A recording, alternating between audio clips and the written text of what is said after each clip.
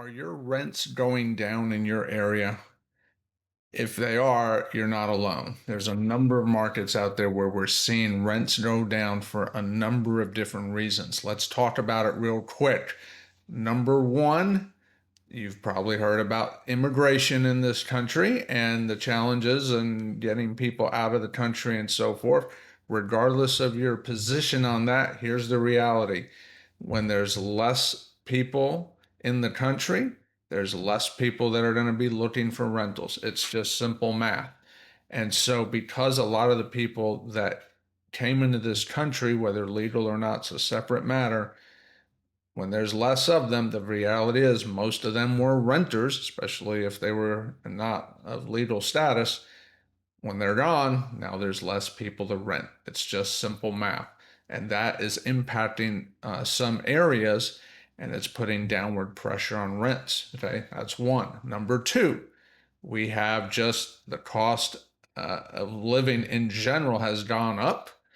Landlords have bills to pay too, right? They've got mortgages, perhaps, they have taxes, they have insurance, all those things have gone up and they need to cover those costs. So naturally, your rent might go up, okay? And when it does, now there's less people. And when it gets too high, well, now there's less people. Okay, I've seen entire markets where the rents in general have come down while these costs of living costs of maintaining a property costs have increased. Okay, just the cost to do simple repairs in many cases has gone up, right? Because of whether it's materials, labor, whatever.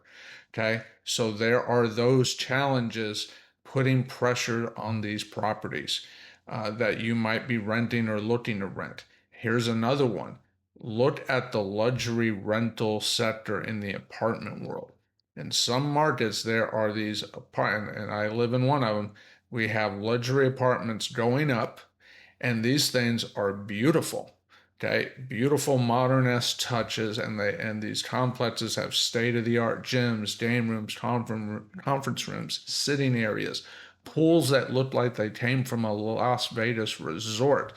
Okay, outdoor sitting areas with fire pits, grills, and so forth. I mean, there are some beautiful places going on that are getting built, and you look at what they're renting for, and a renter is looking at this saying, why rent a house when they can rent something like this for the same money, sometimes even less money than a house? Okay, now I get it. Some people want privacy, they'd rather have a house, of course, but there's a segment of people that are questioning why not take the luxury apartments. And I say a segment, there's a lot of people because they're effectively renting a new place.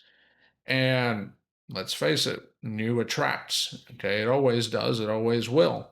And so now, if you're a landlord, you're in one of these markets where you're competing with these types of properties. This can also and is putting downward pressure on houses in some markets.